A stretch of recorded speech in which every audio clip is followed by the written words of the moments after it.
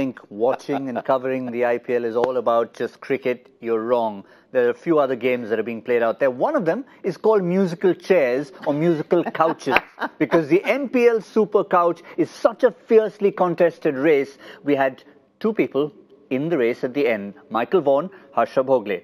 Michael Vaughan was favourite. He had sat down on the couch that he's now owning.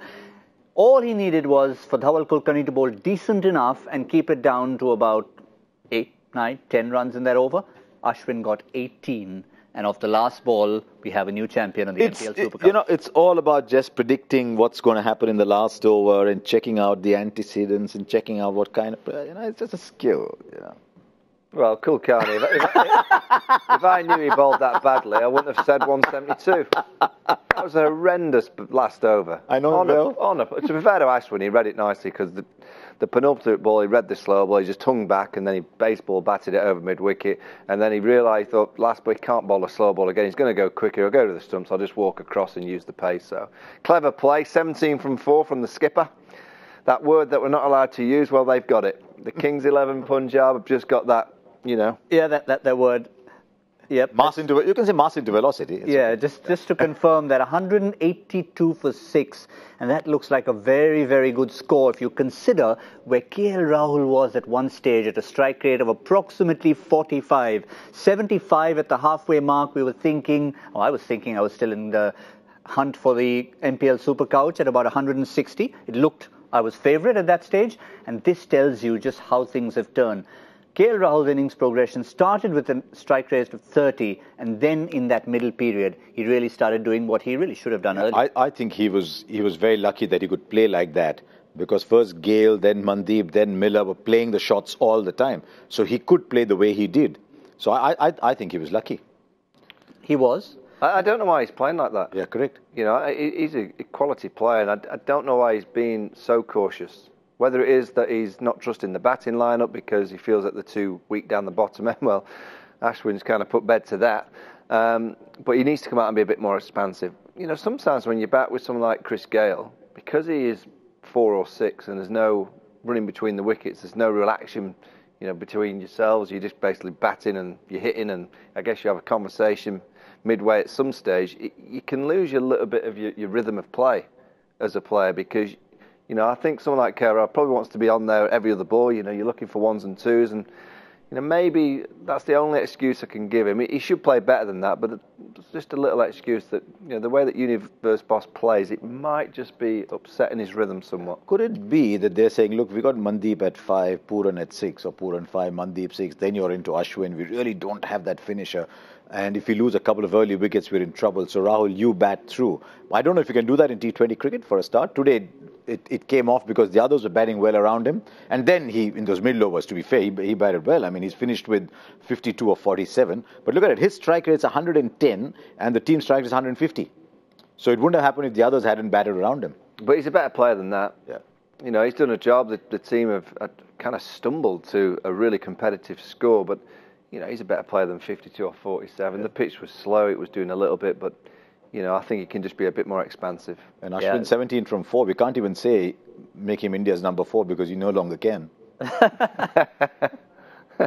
Yeah, if you look at that strike rate of 110 in isolation, you're thinking, what went wrong there? But then if you look at the tale of 2 innings, that 160 strike rate in the middle is what did it for him. Also, it kind of helped that he didn't have Jofra Archer in that middle stages because he's been outstanding in those key overs. We said 4, 6, 18, 20. Well, he almost had that. He had 4, 6, 17, 19 today. And again, had an outstanding spell with that one little blip of the no ball. And before Harsha climbs into me about him being in my MPL super team, it was just looking at his performance in isolation. Look, he got Miller out of that ball. They got 4 runs of that ball with the no ball and 3 that they took after he knocked the stumps over.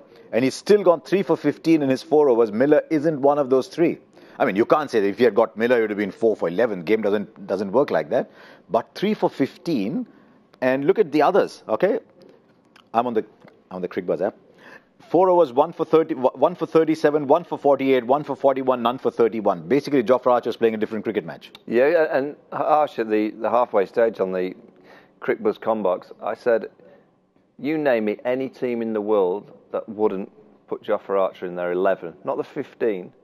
he would get in every single World 11 in one-day cricket. Yes. I can't think of getting India's 11, getting Australia's 11, and England's 11. They'd probably Pakistan would have him. Yeah. West Indies would nick him. Sorry, West Indies. Why would they let him go? Well, I think it's his decision. But all the talk of will he make the 15? Forget the 15. He's like he's penciling from pencil to ink to being one of the first picks on the 11. He's outstanding. Yeah. And if you look overall at his figures, he's got in it's 10 wickets, 8 games, and importantly, it's not just a wicket taker, 6.77 overall as an economy. Yeah, and what he does brilliantly, you can see when he runs up, when he's running up, I think he has an idea of what he's going to bowl, but he changes if the batsman does something. And that's what all really clever one-day bowlers do. They run up and at the last minute, they can see a foot movement, or they can see a movement towards them, or away from the stumps, over to the offside, and he can change right at the last minute. He can throw in that Yorker, he can bowl the bouncer, he can bowl that kind of off cutter that he bowls, the leg cutter. He's got all the tricks and he leaves it right to the last minute. That's what I say in English conditions. All right, he's pacey, he's got some good gas on him, which will be handy. But having that ability to change. So Bhubaneswar Kumar's outstanding in England because he just has that ability to manoeuvre the ball, just bowl the odd cutter or two. And they're the real skillful bowlers that are going to have success in the World Cup in a few weeks' time. He looks like he's made of rubber. I'm convinced he's made of rubber because he's just so wiry in his run-up. He keeps changing things all the time. I'm convinced he bowls those full tosses intentionally. It's amazing how many full tosses he bowls that don't low full toss. Yeah, he bowls a full toss. Maybe he thinks the batsman's is set up, so I'll bowl fuller, I'll bowl a full toss, but he's going to light up that. But you just watch him, Harsha, as well. That he just changes angles. So the right-handers will be batting and they're trying to free up their arms. And what he does, he just jumps a bit wider and he angles the ball back in. And I'm convinced he aims. I always say Yorkers aim for the right toe. Wherever that right toe is, wherever it maneuvers to, if you're going to go the Yorker, aim for that right toe. So it's the back toe of what you're trying to aim for. And you look at Jofra Archer, when he bowls that Yorker, he just angles it and goes straight into those feet. Old school. So he's a brilliant fielder. He hasn't had much batting to do, but he can hit the ball a long way.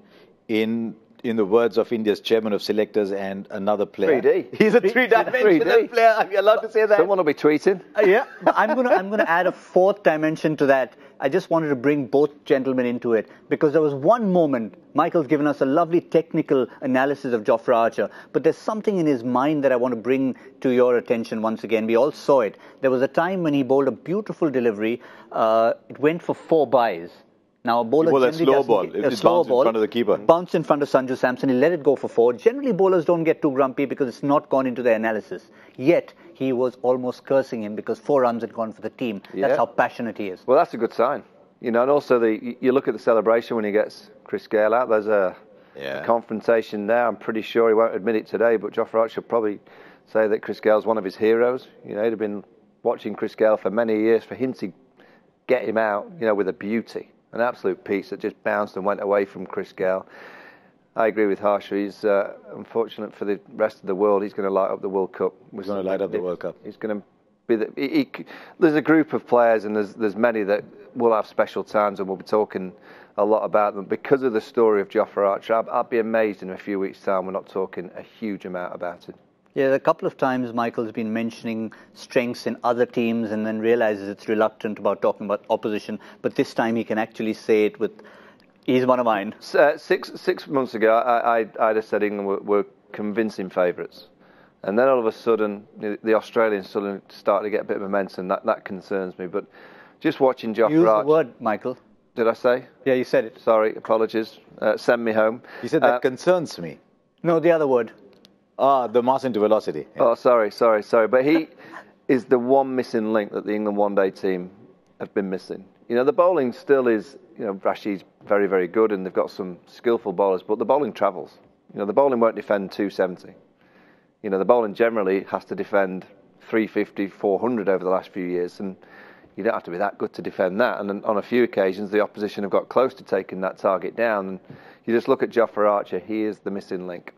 That's just a few days away in terms of defending scores. What about this Kings 11 Punjab bowling lineup? They've got 3 spinners in the lead spinners in Ravi Ashwin, M. Ashwin and Mujibur Rahman. So that's going to be really key. They've got one youngster, one weak link, if you had to say it. We don't know yet. We don't know. Yeah. Untried quantity. Can you see them defending this? Mohammad Shami is bowling really well. So that's a big plus for them. I don't think there was dew. We haven't seen dew so far, but you never know. If there is a bit of dew, that takes away 3 spinners there. So if there is dew, then I think they're chasing it down. But I think it comes down to Butler. If Butler gets them off to a start, 180 is 9 and over. You start slowly, it goes to 10, 10 and a half and over. So if they can get off to that start, yeah. And of course, he does well against his opposition, Michael. He does, but I'm concerned tonight because of the spinners. You know, they've gone heavy on the spinners, and I'm pretty sure it will have been in the team meeting because of Jos Buttler. You know, Butler likes the pace. You know, he likes spin that's kind of floated up on a nice juicy pitch at the Wankhede, but I'll be very interested to see how he goes against those 3 spinners this evening. Indore for sure was a batting beauty. Yes. Indore, there's 2 things about Indore. You score a lot of runs and you take a lot of selfies. It's the selfie capital of India. That's India. No, Indore is different. You get off the plane at Indore and you go into a swarm of selfies. So Indore is different, but yeah, it's a flat surface. But you see numbers like those and you think, maybe he's going to fail someday. Or Law of averages. All right, let's get a quick prediction now. I think. Are you going to get off that couch? No, You didn't notice me stroking it. I did. I think I think Ara will get these. I'm not so sure. No, I think the spinners. I think the fact the skipper's gone and hit 17 off 4 balls. I just think he's got a little bit, and also the Mankad story. He's got a little bit of something going for him tonight as Ravi Ashwin. I'm just going to say Punjab to win by 25. Yeah, well, I'm in 2 minds here because my MPL super team is relying a lot on Ajinkya Rahane, Ashton Turner and Rahul Tripathi to come good. But I just have the feeling that my team is not destined to do well today. So I'm going to go Michael's way and I'm going to say it's going to be narrow, just by 10 runs. They'll get there, but just by 10 runs. So we've got 2 against 1. I don't think we'll change positions then because Rajasthan Royals will win and I'll be sitting here. You will. As they say, aapke muh mein ghee shakkar. Just for my team. So either way you win, right? So if Rajasthan Royals win and your players do well, you win. And if Rajasthan Royals don't do well, because you said Kings will win, you win. So you've played yourself in a good situation. All right, so is it my MPL super team or the MPL super couch? Which one am I going to win? Well, all of you have all that to play for as well. Lots to talk about when MPL presents Cricbuzz live returns at the end. But in between 10th over, it's going to be Cricbuzz Combox.